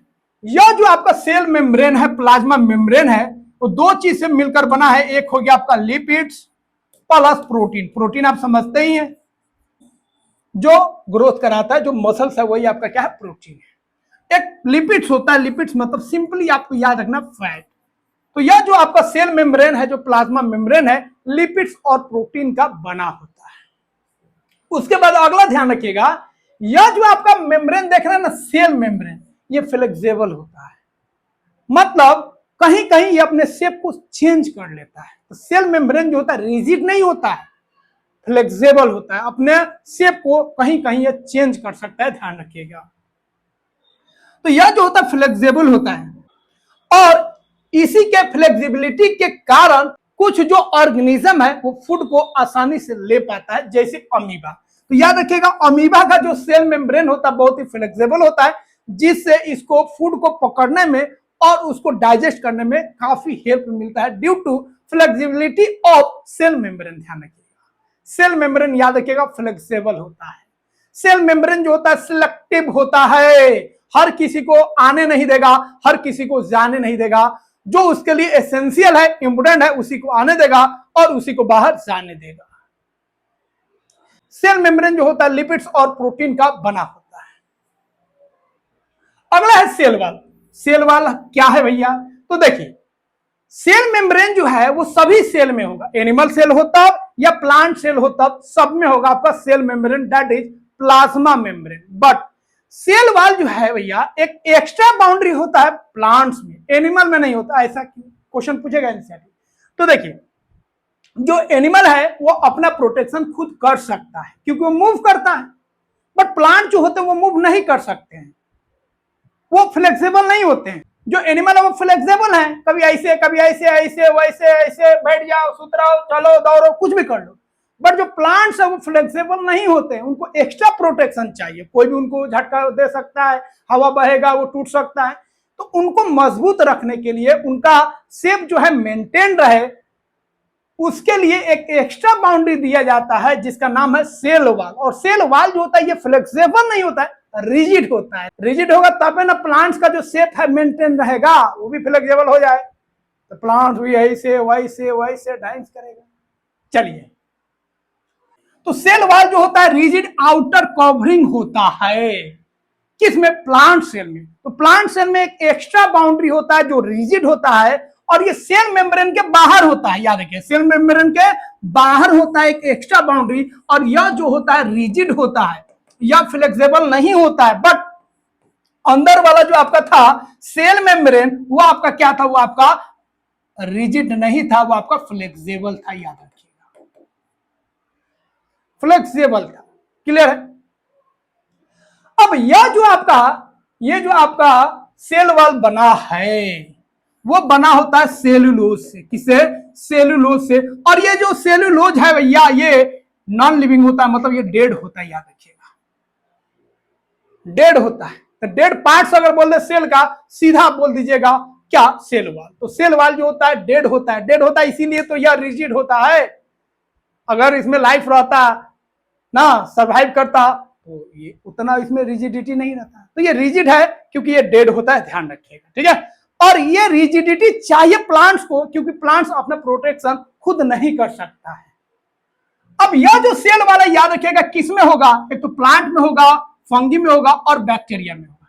फंगी ऐसे प्लांट में ही आता है, लेकिन बैक्टीरिया आपका प्लांट में नहीं आता, फिर भी बैक्टीरिया में सेल वॉल होता है। तो ये बहुत इंपोर्टेंट है। सेल वॉल एनिमल में नहीं होगा, किस में होगा? प्लांट्स में होगा, फंजाई में होगा और बैक्टीरिया में होगा। याद रखिएगा, सेल वॉल क्या होगा? सेल जो मेम्ब्रेन है उसके बाहर होगा। ठीक है? अब देखिए, अब इससे बहुत सारा फायदा है। एक, यह जो है आपका सेल का जो शेप है उसको मेंटेन रखता है, सेल को इंजरी से क्या करता है? बचाता है, मतलब उसको स्ट्रक्चरल सपोर्ट देता है क्योंकि ये रिजिड होता है। ठीक है? मैकेनिकल जो भी इंजरी है उससे बचाता है। अब यहां पे एक चीज ध्यान रखेंगे, इसका एक और खास काम है। सेल के अंदर पानी अगर निकलता है तो सेल के अंदर वाला जो मटेरियल है ना, जितना भी सेल का चेला वाला सब सिकुड़ जाता है। बट सेल वाल जो है आपका, सेल मेम्ब्रेन भी सिकुड़ के छोटा हो जाता है, बट सेल वाल जो होता है रिजिड होता है और यह सिकुड़ता नहीं है। इसका मतलब जो सेल का शेप है उसको रिटेन करके रखता है, क्योंकि ये रिजिड होता है, ये नहीं सिकुड़ता है। अंदर वाला जो चीज है वो सिकुड़ जाएगा इन केस ऑफ प्लाज्मोलाइसिस, मतलब पानी जब अंदर से बाहर निकल जाएगा। बट सेल वाल जो है अपना जैसा था वैसा ही रहेगा, मतलब अंदर से तो वो सिकुड़ गया लेकिन बाहर से वो सिकुड़ा हुआ नहीं दिखेगा, श्रिंक आपको नहीं दिखेगा। तो याद रखिएगा, प्लाज्मोलाइसिस के दौरान यह क्या करता है, इंटरनल सेल तो कोलैप्स हो गए, श्रिंक कर गए, बट सेल वाल आपका श्रिंक नहीं करता है, जिसके कारण जो आपका सेल है प्लांट सेल वो आपका एज इट इज बना रहता है, उसके शेप में कोई दिक्कत नहीं है ड्यू टू सेल वाल। अब सेल वाल जो होता है ये भी रिजिड तो है बट फ्रीली परमेबल मेम्ब्रेन होता है। इसका मतलब क्या भैया, अब तुम खुद देखो, ये अंदर वाला जो तुम सेल मेम्ब्रेन का बात कर रहे हो इसमें छोटा छोटा पोर है, तो बाहर वाला जो है भैया इसमें अगर पोर नहीं होगा तो अंदर में अगर मटेरियल चल भी जाए तो कोई फायदा है नहीं। तो इसमें भी पोर होता है, सेल वाल में भी पोर होता है, याद रखिएगा। सेल वाल में भी पोर है, सेल मेम्ब्रेन में भी पोर होता है, याद रखिएगा। तो दोनों में होल है। अब फर्क क्या है, अब सेल वाल जो है ना भैया किसी को रोकेगा टोकेगा नहीं, जो उससे पास होना पास हो जाओ, उसके होल में जितना पास होना चाहता पास हो जाओ। बट जो सेल मेम्ब्रेन है वो सबको पास होने नहीं देगा, वो जिसको चाहेगा जो उसके लिए एसेंशियल है उसी को पास होने देगा। तो सेल वाल जो है भैया ये सिलेक्टिव नहीं होता है, परमेबल होता है, सबको जाने देगा। लेकिन जो सेल मेम्ब्रेन है वो आपका सिलेक्टिव है, सबको जाने नहीं देगा। तो पोर दोनों में है, एक सिलेक्टिव है और एक सिलेक्टिव आपका नहीं है जो सेल वाल है। तो सेल वाल सीधा आपको ध्यान में रखना है, एक्स्ट्रा बाउंड्री होता है प्लांट सेल में, जो सेल मेम्ब्रेन के बाहर होता है ये भी आपका, इसमें भी पोर होता है, ये रिजिड होता है, जो प्लांट सेल को मेंटेन रखता है उसके शेप को, और उसको इंजुरी से क्या करता है, बचाता है। और यह किससे बना होता है, सेलुलोज से बना होता है जो कि डेड होता है, मतलब जो सेल वाला है आपका डेड होता है, और रिजिड होता है जो सेल के शेप को मेंटेन करके रखता है। और प्लाज्मोलिसिस के दौरान यह सेल अंदर से श्रिंक करेगा लेकिन बाहर से उसको शेप को मेंटेन करके रखता है। अगला हम लोग बात करेंगे न्यूक्लियस। तो देखिए, जिस तरह कंपनी होता है, फैक्ट्री होता है, उसमें एक हेड होता है। जिस तरह हम लोग का बॉडी है या जो भी अब बात करेंगे किसी भी ऑर्गेनिज्म का, तो उसको चलाने के लिए एक सिस्टम तो चाहिए ना, एक बॉस तो चाहिए ना, जिस तरह ब्रेन है। उसी तरह सेल के अंदर एक ब्रेन की तरह होता है, सेंटर में या सेंटर से अलग भी होता है, जिसको हम लोग बोलते हैं न्यूक्लियस। मतलब ये पूरा कंट्रोल करता है, सेल ऑर्गेनेल को पूरा ये कंट्रोल करता है, कौन सही से काम कर रहा है, कौन सही से काम नहीं कर रहा है, क्या दिक्कत है, क्या प्रॉब्लम है, सबको ये रेगुलेट करता है। तो यह जो होता है न्यूक्लियस, याद रखेगा, ये कंट्रोल सेंटर होता है एक ब्रेन की तरह, ठीक है। और यह जो होता है शेप में स्फेरिकल हो सकता है या ओवल शेप का हो सकता है, या जो न्यूक्लियस है सेंटर में भी हो सकता है या सेंटर से हट के भी साइड में भी हो सकता है, ठीक है। जनरली एनिमल सेल में सेंटर में होता है, और प्लांट सेल में अगर हम बात करेंगे तो न्यूक्लियस जो होता है सेंटर में नहीं होता है, साइड में हो जाता है, क्योंकि प्लांट सेल में जो वैक्यूल होता है, आगे पढ़ाएंगे, वो बड़ा होता है, जिसके कारण वो साइड में चला जाता है। अब यहां पे खास बात है, जो न्यूक्लियस होता है आपका डबल मेम्ब्रेन बाउंड होता है। तो आपको बता दें, माइटोकॉन्ड्रिया में, न्यूक्लियस में, और जो क्लोरोप्लास्ट होता है उसमें डबल मेम्ब्रेन होता है, ध्यान रखिएगा। तो क्लियर हो गया, यह एक डबल मेम्ब्रेन बाउंड ऑर्गेनेल होता है जो पूरा जो सेल होता है पूरे उसके एक्टिविटीज को कंट्रोल करता है, रेगुलेट करता है, उसको कंट्रोल भी करेगा, और कौन फंक्शन करना है, किसको क्या करना है, सब चीज को यह क्या कर देगा, रेगुलेट भी करेगा। अब यहां पे कुछ चीज और ध्यान में रखना है, यह जो आपका जैसे सेल का बाउंड्री होता है, याद रखिएगा, तो जितना भी सेल ऑर्गेनेल है, राइबोसोम और सेंट्रियोल को छोड़कर सबके पास एक झिल्ली होता है, आउटर लेयर होता है, that is called cell membrane. तो यह जो आपका न्यूक्लियस है उसका भी एक बाउंड्री होता है, बाउंड्री को हम लोग बोलते हैं न्यूक्लियर मेम्ब्रेन, ध्यान रखिएगा। जिस तरह सेल का बाउंड्री है उसी तरह न्यूक्लियस का भी बाउंड्री है। जिस तरह सेल के अंदर फ्लूइड होता है उसी तरह न्यूक्लियस के अंदर भी फ्लूइड होता है, जिसको हम लोग बोलते हैं न्यूक्लियोप्लाज्म, ध्यान रखिएगा। तो सेल का जो फ्लूइड है साइटोप्लाज्म, तो जो न्यूक्लियस है उसके अंदर जो फ्लूइड है that is called nucleoplasm. Cell का बाउंड्री है सेल मेम्ब्रेन, न्यूक्लियस का जो बाउंड्री है उसका स्पेशल नाम देंगे हम लोग क्या, nuclear membrane, like cell membrane. Clear हो गया। अब यहां पे आप याद रखिएगा न्यूक्लियोप्लाज्म हो गया, एक जेली लाइक फ्लूइड होता है न्यूक्लियस के अंदर। क्रोमैटिन ध्यान रखिएगा, देखिए यहां पे एक वर्ड आएगा क्रोमैटिन, क्रोमोसोम्स, डीएनए, जीन, इसको हम लोग स्पेशल तरीके से पढ़ेंगे, आगे पढ़ेंगे, यहां पे आपको पढ़ने की जरूरत नहीं है, यहां पे हम लोग कंफ्यूजन नहीं होंगे, उसको हम लोग डिटेल में आगे पढ़ेंगे, घबराना नहीं है। तो देखिए अब जो आपका न्यूक्लियस है उसके अंदर एक मटेरियल होता है जिसको हम लोग बोलते हैं क्रोमैटिन, इसके अंदर डीएनए होता है, मतलब यह जो होता है ना, जो पेरेंट्स होते हैं उनका कैरेक्टर को यह रखता है, मतलब ये इंफॉर्मेशन को रखता है, जो अगला जो जनरेशन होगा उसमें कौन सा इंफॉर्मेशन देना है, तो मतलब ये इंफॉर्मेशन का कैरियर होता है, मतलब ये इंफॉर्मेशन को स्टोर करके रखता है, जो अगला जनरेशन में उस इंफॉर्मेशन को डालना है। तो पेरेंट्स का जो इंफॉर्मेशन जाता है न्यू बेबी में, अगले जनरेशन में, उसके लिए जिम्मेदार कौन है, क्रोमैटिन, जिसका अलग अलग पार्ट्स हम लोग क्रोमोसोम्स, डीएनए, जीन हम लोग पढ़ेंगे। तो ध्यान रखिएगा यह जो होता है जेनेटिक मटेरियल जैसे डीएनए को रखता है, जिसका काम है हेरिडिटरी इंफॉर्मेशन को ट्रांसफर करना, जो पेरेंट्स से जो कैरेक्टर्स, जो इंफॉर्मेशन न्यू जनरेशन में आता है उसको हेरिडिटरी इंफॉर्मेशन बोलते हैं, याद रखिएगा। तो समझ गया हम लोग भैया, जो सेल है सभी सेल एक्टिविटीज को कंट्रोल करता है, रेगुलेट करता है, या प्रोटीन भी बनाता है, यह सेल डिवीजन के लिए भी रिस्पॉन्सिबल होता है, जो आगे हम लोग पढ़ेंगे। और यह जो होता है हेरिडेटरी कैरेक्टर्स, मतलब जो पेरेंट्स का कैरेक्टर है वो न्यू जनरेशन में ट्रांसफर करता है, कौन, ये सब काम किसका हो गया, न्यूक्लियस का। अब यहाँ पे एक इंपोर्टेंट चीज, आरबीसी जो है आपका, यह एक ऐसा सेल होता है जिसके अंदर न्यूक्लियस नहीं होता है। न्यूक्लियस नहीं होने के कारण इसको फायदा मिलता है जी, अधिक से अधिक इसके अंदर स्पेस होता है, अधिक से अधिक हेमोग्लोबिन को कैरी करता है, जिससे अधिक से अधिक ऑक्सीजन को ले जा सकता है। तो ऑक्सीजन का जो कैरियर होता है वो कौन होता है, हेमोग्लोबिन, और हेमोग्लोबिन किसमें पाया जाता है, आरबीसी में। तो आरबीसी में क्या नहीं होता है, न्यूक्लियस नहीं होता है, ध्यान रखिएगा। अगला है साइटोप्लाज्म क्या होता है। तो जो साइटोप्लाज्म है आपका, वो आपका सेल का फ्लूइड वाला पार्ट होता है।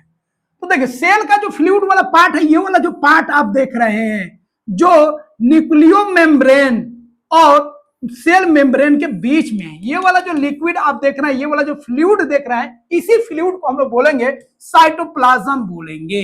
इसी फ्लूइड में आपका सभी सेल ऑर्गेनेल होता है, माइटोकॉन्ड्रिया इसी में है, लाइसोसोम इसी में है, माइटोकॉन्ड्रिया इसी में, सभी सेल ऑर्गेनेल इसी में होता है, और इसी साइटोप्लाज्म में सारा लाइफ का प्रोसेस होता है, क्योंकि सेल ऑर्गेनेल इसी में है, इसको ध्यान रखिएगा। तो क्लियर हो गया। तो जो साइटोप्लाज्म होता है जेली लाइक फ्लूइड होता है, जो सेल के अंदर प्रेजेंट होता है, कहां से कहां प्रेजेंट होता है, तो सेल मेम्ब्रेन और न्यूक्लियर मेम्ब्रेन के बीच में होता है, और इसी में सारे सेल ऑर्गेनेल प्रेजेंट होते हैं जो वेरियस लाइफ प्रोसेस को करते हैं। अब ये साइटोप्लाज्म याद रखिएगा, लिक्विड बहुत जरूरी है, हम लोगों का जो भी सेल है, जो भी बॉडी है, उसमें 70% आपका क्या है, लिक्विड है, वाटर है। क्योंकि कोई भी अगर रिएक्शन करना है, कोई भी मैसेज पहुंचाना है, तो भैया वाईफाई से थोड़ा जाएगा, कोई मटेरियल को भेजना है तो किसके थ्रू जाएगा, कोई ना कोई फ्लूइड होना चाहिए। तो वो फ्लूइड आपका क्या है, साइटोप्लाज्म है, इसमें बहुत सारा मटेरियल होता है, और मेनली क्या होता है, वाटर होता है, उस वाटर में छोटा छोटा बहुत सारा चीज उसमें मिक्स रहता है, ध्यान रखिएगा।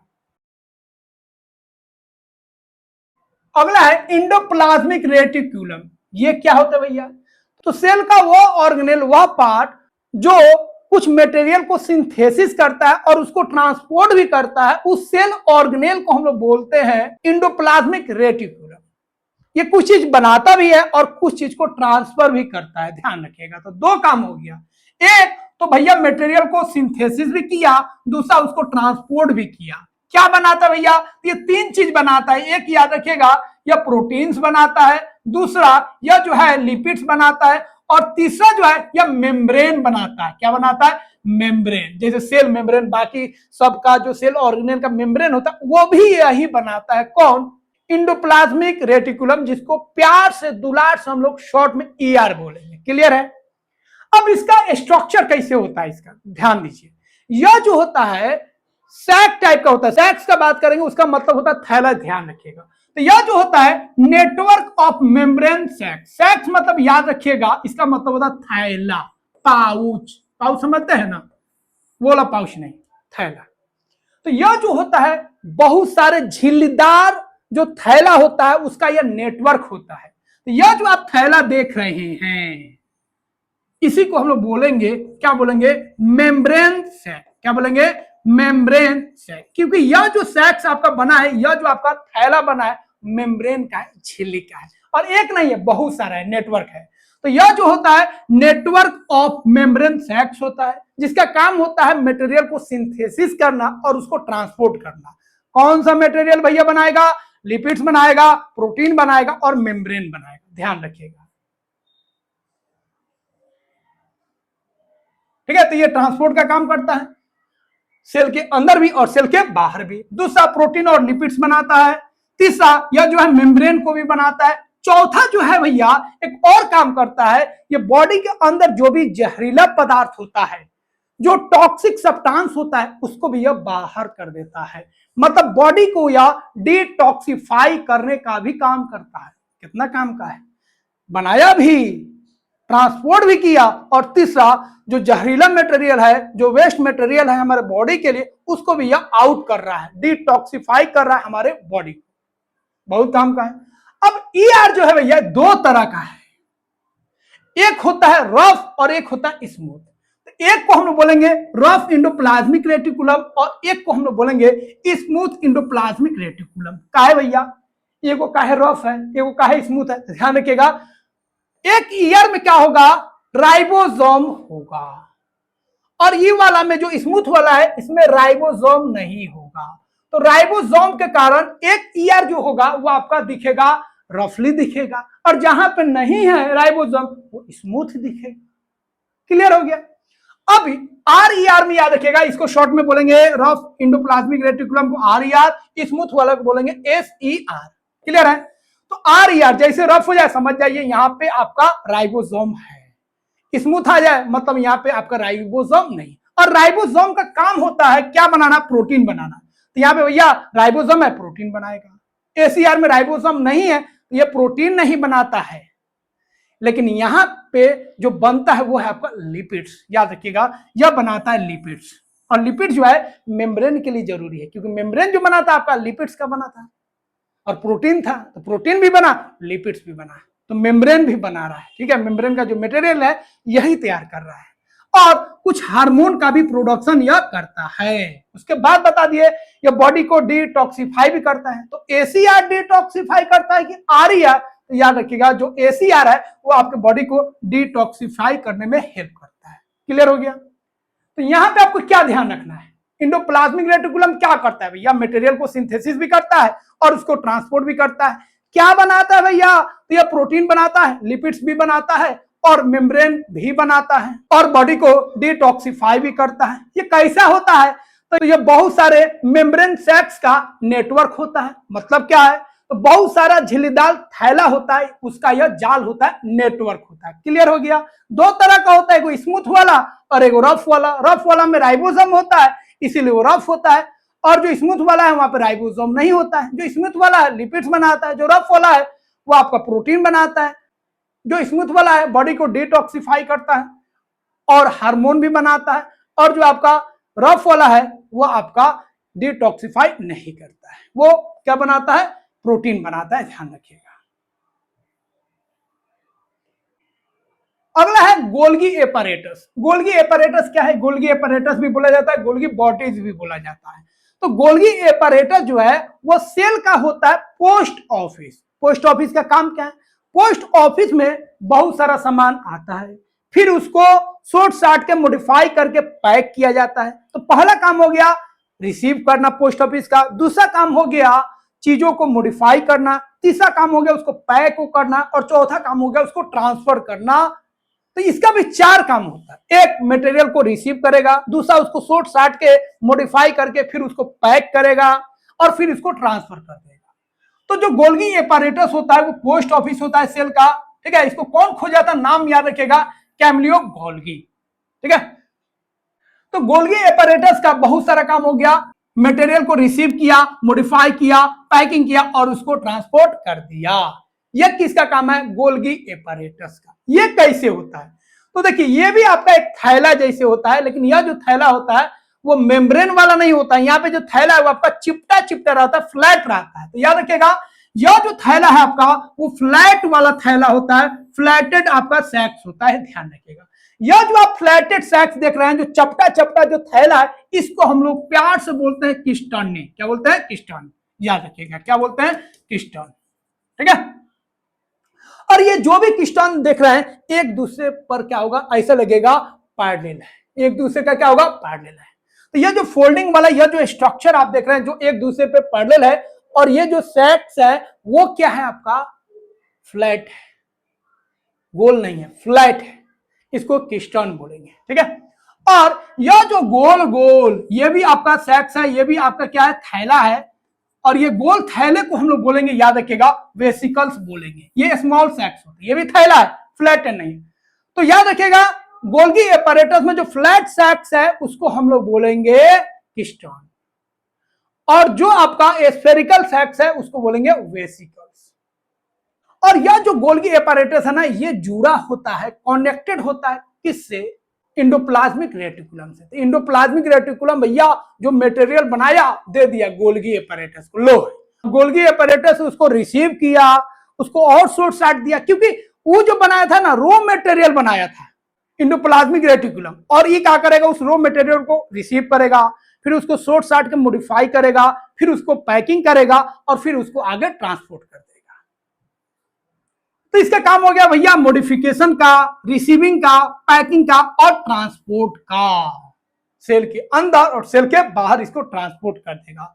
एक और काम करता है, ध्यान रखिएगा, ये है भैया, ये कॉम्प्लेक्स शुगर भी बनाता है और लाइसोसोम भी बनाता है, याद रखिएगा। तो लाइसोसोम कौन बना रहा है? Golgi apparatus. कॉम्प्लेक्स शुगर कौन बना रहा है? Golgi apparatus.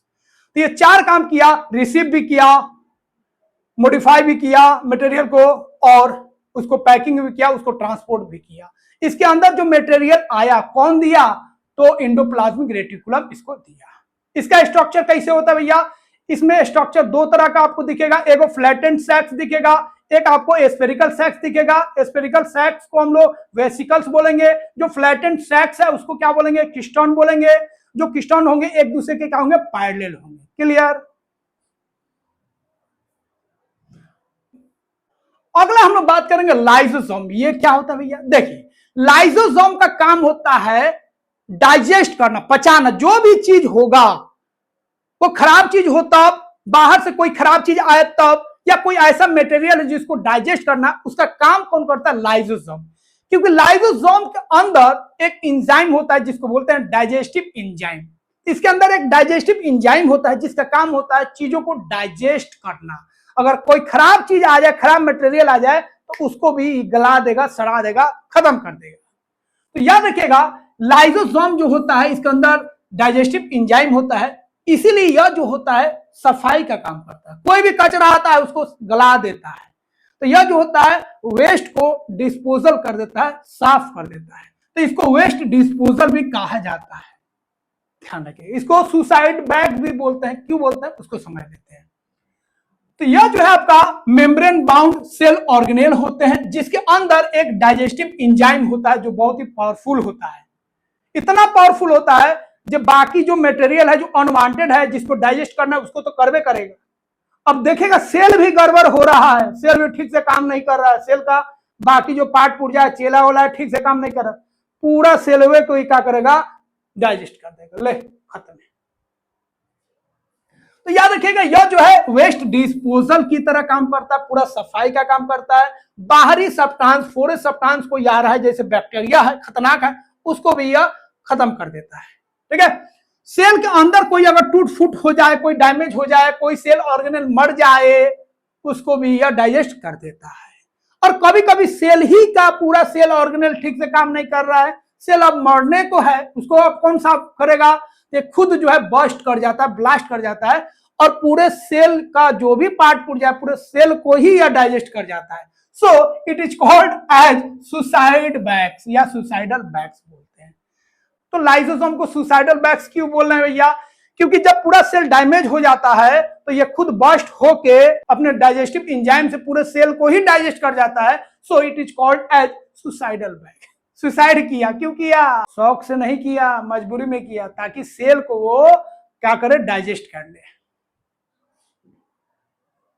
ठीक है, तो भैया ये वेस्ट डिस्पोजल का काम कर रहा है, जो बाहरी बैक्टीरिया आ रहा है उसको भी मार रहा है, जो सेल ऑर्गेनल डैमेज हो गया उसको भी खत्म कर रहा है। उसके बाद जो कॉम्प्लेक्स सब्सटेंस होता है, फूड का जो कॉम्प्लेक्स सब्सटेंस है उसको भी यह ब्रेक करने में काम करता है, उसको भी छोटे छोटे सब्सटेंस में तोड़ता है। कौन? लाइसोसोम, क्योंकि इसके पास है डाइजेस्टिव एंजाइम।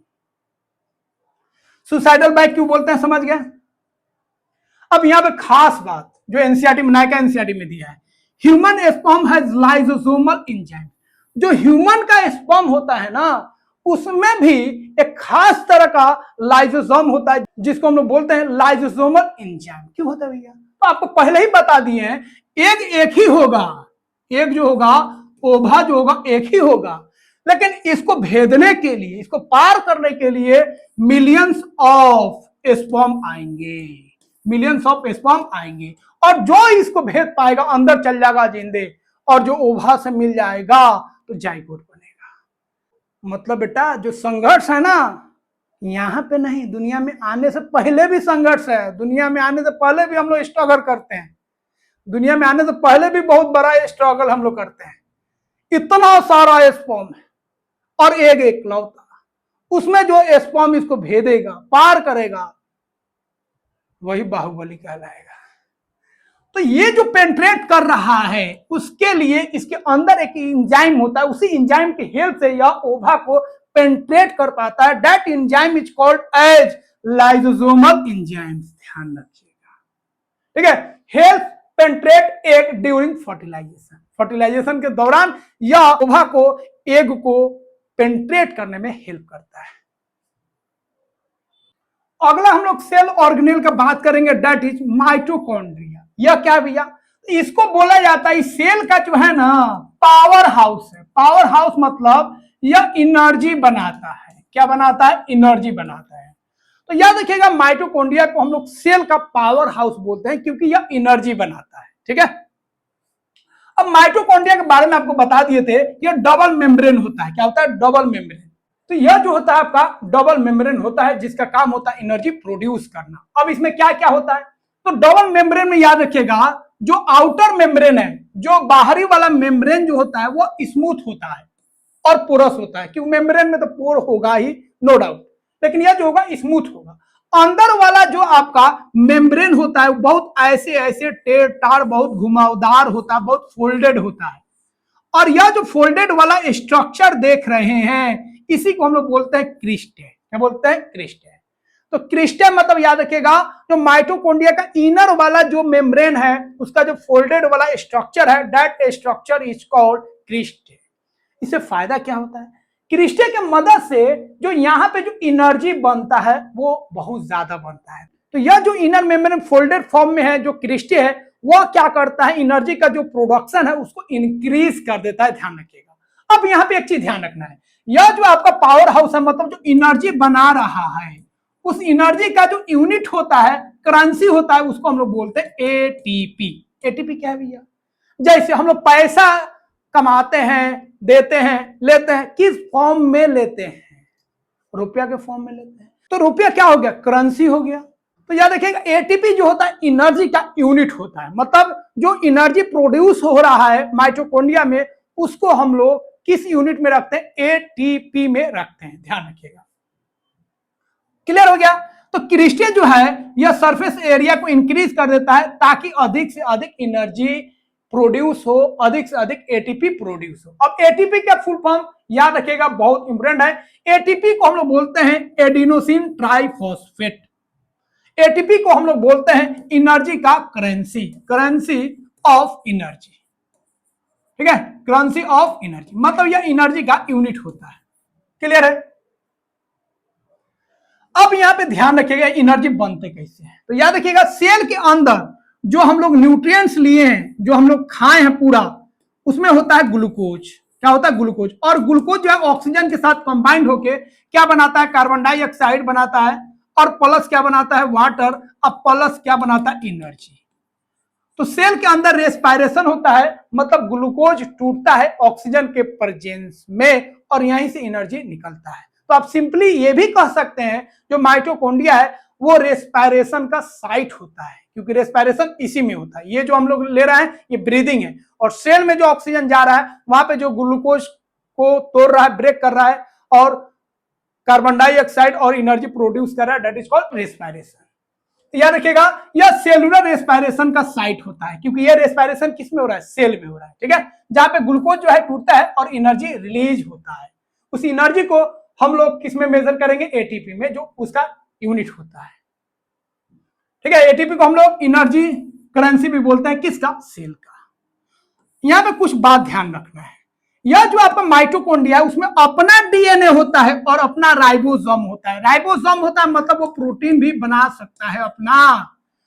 तो जो माइटोकॉन्ड्रिया उसमें अपना डीएनए है, मतलब सारा इंफॉर्मेशन वो रख रहा है। दूसरा वो प्रोटीन भी बना रहा है, मतलब वो खुद को रीजेनरेट भी कर सकता है। इसीलिए याद रखिएगा माइटोकॉन्ड्रिया जो है उसको हम लोग सेमी ऑटोनोमस ऑर्गेनेल बोलते हैं, क्योंकि इसका अपना खुद का डीएनए है और खुद का राइबोसोम भी है जिसे वो प्रोटीन बना लेगा। So mitochondria is called semi autonomous, मतलब कुछ काम जो है सेल जो अपना काम करता है उसका बहुत सारा काम माइटोकॉन्ड्रिया खुद कर सकता है। इसके अंदर ही आपका डीएनए है और राइबोसोम है, तो याद रखिएगा। तो माइटोकॉन्ड्रिया हम लोग समझ गए। माइटोकॉन्ड्रिया को हम लोग पावर हाउस बोलते हैं सेल का, क्योंकि इसमें एनर्जी का प्रोडक्शन होता है। क्यों? क्योंकि यह साइट होता है रेस्पिरेशन का, जहां पे इसके अंदर ग्लूकोज होता है और ऑक्सीजन के प्रेजेंस में टूटता है, कार्बन डाइऑक्साइड निकलता है और एनर्जी रिलीज होता है, और वह जो एनर्जी होता है उसको हम लोग एटीपी में रखते हैं। अगला हम लोग बात करेंगे प्लास्टिड्स के बारे में। प्लास्टिड्स क्या होता है? तो देखिए यह एक ऐसा सेल ऑर्गेनेल होता है जो प्लांट्स में होगा लेकिन एनिमल में नहीं होगा। अब इसका काम क्या होता है? तो देखिए ये तीन काम करता है। एक होता है ये खाना बनाता है, दूसरा ये खाना को स्टोर भी करता है, मतलब फूड बनाता भी है और फूड को स्टोर भी करता है। तीसरा जो है ये कलर देता है, ध्यान रखिएगा। तो प्लास्टिड जो है तीन काम करता है, फूड को बनाता भी है, फूड को स्टोर भी करता है और तीसरा जो है यह कलर देता है, ठीक है। अब ध्यान रखिएगा जो प्लास्टिड होता है दो टाइप्स का होता है, मेनली टू टाइप्स का होता है। एक होता है क्रोमोप्लास्ट और एक होता है ल्यूकोप्लास्ट। क्रोमोप्लास्ट जो होता है इसको हम लोग कलर्ड प्लास्टिक बोलते हैं, क्योंकि यह प्लांट्स को कलर देता है। उसका जो फ्रूट्स है वो किस कलर का होगा, उसका जो फ्लावर है वो किस कलर का होगा। तो अलग अलग जो कलर के आप फ्लावर देखते हैं, फ्रूट्स को देखते हैं, वो किसके कारण होता है? वह स्पेशल प्लास्टिड्स के कारण होता है, जिसका नाम है क्रोमोप्लास्ट। एक और होता है जिसको हम लोग बोलते हैं ल्यूकोप्लास्ट। यह भी एक प्लास्टिड होता है जो कलर नहीं देता है, यह फूड को स्टोर करता है। नो कलर, ये कलर प्रोड्यूस नहीं करता है, ये क्या करता है? फूड को स्टोर करता है, फूड को स्टोर करता है, ध्यान रखिएगा। तो जो प्लास्टिड है दो टाइप्स का हो गया, एक जो कलर प्रोड्यूस कर रहा है और दूसरा जो है फूड को स्टोर कर रहा है, कलर नहीं दे रहा है। तो जो कलर देगा उसको हम लोग बोलेंगे क्रोमोप्लास्ट, और जो फूड को स्टोर करेगा, कलर नहीं देगा, उसको हम लोग बोलेंगे ल्यूकोप्लास्ट। अब एक तीसरा होता है जो खास तरह का क्रोमोप्लास्ट ही होता है, जिसका नाम है क्लोरोप्लास्ट। तो जो क्लोरोप्लास्ट होता है वो एक तरह का स्पेशल क्रोमोप्लास्ट होता है। ये भी कलर ही देता है, लेकिन ये खास कलर देता है ग्रीन, क्योंकि प्लांट्स में जो भी आप देखिएगा, जो भी लीफ होता है, ज्यादातर कुछ छोटे से प्लांट्स में देखिएगा स्टेम जो होता है वो ग्रीन होता है। तो आसपास जो भी हम लोग देखते हैं वो ग्रीन का ग्रीन ही आपको दिखता है, क्योंकि फ्लावर तो कम दिखेगा, ठीक है, फ्रूट्स आपको कम दिखेगा, बाकी जो पार्ट्स है उसका ग्रीन ही दिख रहा है, ड्यू टू क्लोरोप्लास्ट। तो क्लोरोप्लास्ट एक खास तरह का क्रोमोप्लास्ट होता है जो ग्रीन कलर देता है। इसी क्लोरोप्लास्ट में एक ग्रीन पिगमेंट होता है, याद रखिएगा।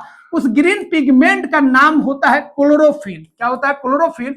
और इसका काम होता है सनलाइट को एब्जॉर्ब करना। ये सनलाइट को एब्जॉर्ब करेगा, जिससे प्लांट जो होता है फोटोसिंथेसिस करता है। तो क्लोरोफिल क्या है? एक ग्रीन पिगमेंट्स होता है। किसमें होता है? क्लोरोप्लास्ट में होता है। और क्लोरोप्लास्ट क्या है? एक खास तरह का क्रोमोप्लास्ट होता है।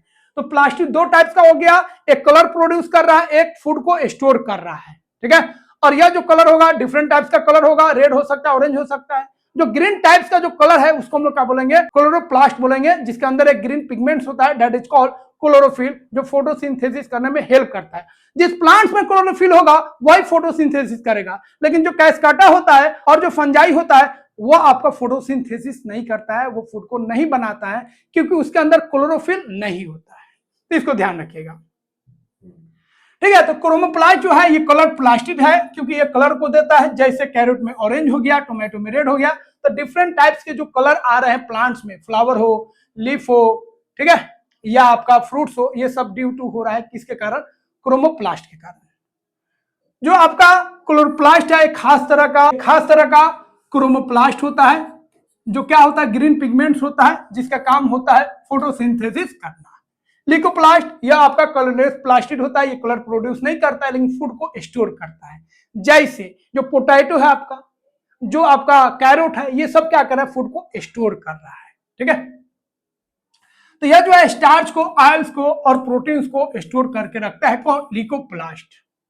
अब हम लोग क्लोरोप्लास्ट का थोड़ा सा स्ट्रक्चर देख लेते हैं।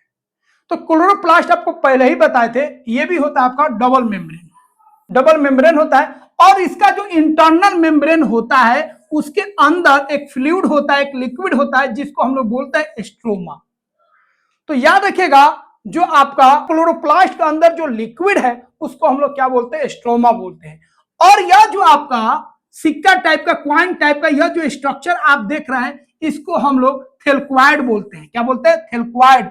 और बहुत सारा सिक्का का ये जो कलेक्शन आप देख रहे हैं, मतलब थेलक्वाइड का जो कलेक्शन देख रहे हैं, इसको ग्रेनम बोलेंगे, ठीक है। क्या बोलेंगे, ग्रेनम बोलेंगे। और एक ग्रेनम से दूसरा ग्रेनम जिस पाइप से, जिस ट्यूब से कनेक्ट हो रहा है, उस ट्यूब को, उस पाइप को हम लोग बोलेंगे लेमेला बोलेंगे। क्या बोलेंगे, लेमेला। तो स्ट्रोमा हो गया आपका क्लोरोप्लास्ट के अंदर का लिक्विड। सिक्का जैसा जो स्ट्रक्चर दिखा उसको हम लोग थेलेक्वाइड बोलेंगे, और थेलेक्वाइड का जो कलेक्शन होगा ग्रेनम बोलेंगे, और दो ग्रेनम को जो कनेक्ट करेगा पाइप ट्यूब, उसको हम लोग क्या बोलेंगे, लेमेला बोलेंगे। ये थोड़ा सा ध्यान रखिएगा।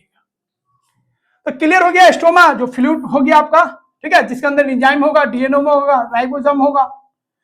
थेलक्वाइड हो गया आपका जो फ्लैट डिस्क जो स्ट्रक्चर है क्वाइन जैसा, उसका जो कलेक्शन है उसको हम लोग क्या बोलेंगे, ग्रेनम बोलेंगे। और जो दो ग्रेनम को कनेक्ट करेगा उस पाइप को, उस टिप को हम लोग लेमिना बोलेंगे। क्लियर हो गया। अब यहां पे खास चीज है, माइटोकॉन्ड्रिया के जैसे प्लास्टिड के पास भी अपना डीएनए और राइबोसोम होता है। ये बहुत इंपॉर्टेंट है। माइटोकॉन्ड्रिया और क्लोरोप्लास्ट के पास अपना राइबोसोम और डीएनए होता है, मतलब खुद के पास इंफॉर्मेशन होता है जो अगले सेल को ट्रांसफर कर सकता है। तो दोनों के पास डीएनए भी होता है और राइबोसोम भी होता है। लास्ट हम लोग बात करेंगे सेल ऑर्गेनेल का वैक्यूल्स। वैक्यूल्स क्या होता है, तो देखिए हर एक घर में एक स्टोर रूम हम लोग बनाते हैं, जिसमें बहुत सारे चीजों को स्टोर करके रखते हैं। उसी तरह जो सेल होता है उसके अंदर भी एक स्पेस होता है, जिसमें बहुत सारा एसेंशियल चीज को रखा जाता है स्टोर करके। उस स्टोरेज हाउस को हम लोग बोलते हैं वैक्यूल बोलते हैं। क्या बोलते हैं, वैक्यूल। याद रखिएगा। तो इसके अंदर एक लिक्विड होता है जिसको हम लोग बोलते हैं सेल सैप, ठीक है। सेल सैप एक लिक्विड होता है जिसमें वाटर होता है और बहुत सारा चीज इसमें, जैसे शुगर हो गया, अमीनो एसिड हो गया, ये सब घुला रहता है। सेल सैप क्या हो गया, सिंपली याद रखना है, वैक्यूल के अंदर जो लिक्विड है that liquid is called cell sap. Clear हो गया। अब यह जो वैक्यूल है उसका जो बाउंड्री होता है उसको हम लोग टोनोप्लास्ट बोलते हैं। क्या बोलते हैं, टोनोप्लास्ट। सिंपल आपको ध्यान रखना है। तो वैक्यूल जो है आपका एक पाउच हो गया, स्टोरेज सैक। सैक मतलब थैला, स्टोरेज मतलब आपका स्टोर करने वाला। तो एक आपका स्टोर करने वाला थैला होता है जिसका काम होता है चीजों को स्टोर करना, स्टोर करेगा। उसके बाद ये जो होता है बड़ा होता है, इसके कारण जो सेल है ना उसका शेप मेंटेन रहता है। तो यह शेप को मेंटेन करने में भी हेल्प करता है। तीसरा जो है, किसी किसी ऑर्गेनिज्म में वेस्ट को बाहर करने में भी यह यूज होता है, और फूड को निगलने में भी यह क्या करता है, हेल्प करता है। तो वैक्यूल का आपको तीन काम याद रखना है। एक स्टोर का काम करेगा, दूसरा जो है यह सेल के शेप को मेंटेन करके रखता है, और तीसरा याद रखिएगा किसी किसी ऑर्गेनिज्म में यह वेस्ट को बाहर करने का भी काम करता है। तो समझ गए। तो सेल सैप जो होता है एक वाटरी सॉल्यूशन होता है वैक्यूल के अंदर, जिसके अंदर बहुत सारा डिसॉल्व सब्सटेंस होता है।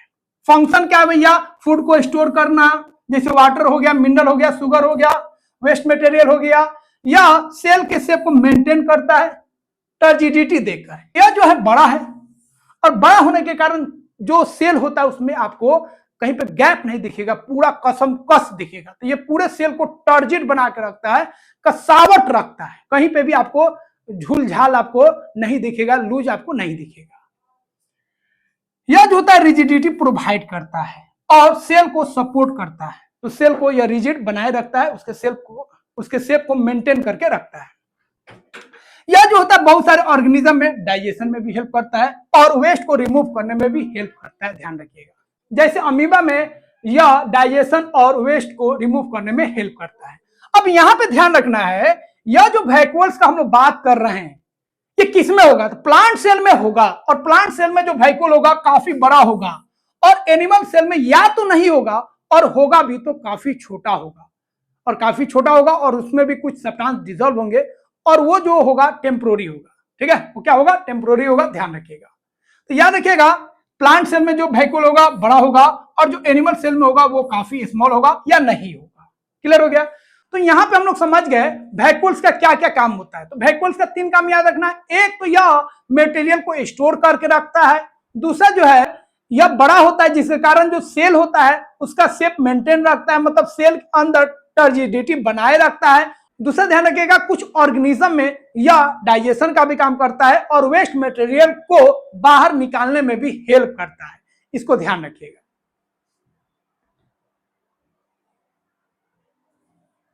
उसके बाद एक और पॉइंट्स आप ध्यान रखिएगा, जो प्लांट्स होता है, तब वैक्यूल जो है आपका प्लांट्स के अंदर जो है उससे अगर पानी निकल जाएगा तो वो श्रिंक कर जाएगा। इसकी वजह से क्या होगा, सेल जो होगा लूज कर जाता है, वो उतना रिजिड और उतना वह टर्जिड नहीं रह पाता है, जिसकी वजह से प्लांट जो होता है वो विल्ट कर जाता है, झुक जाता है।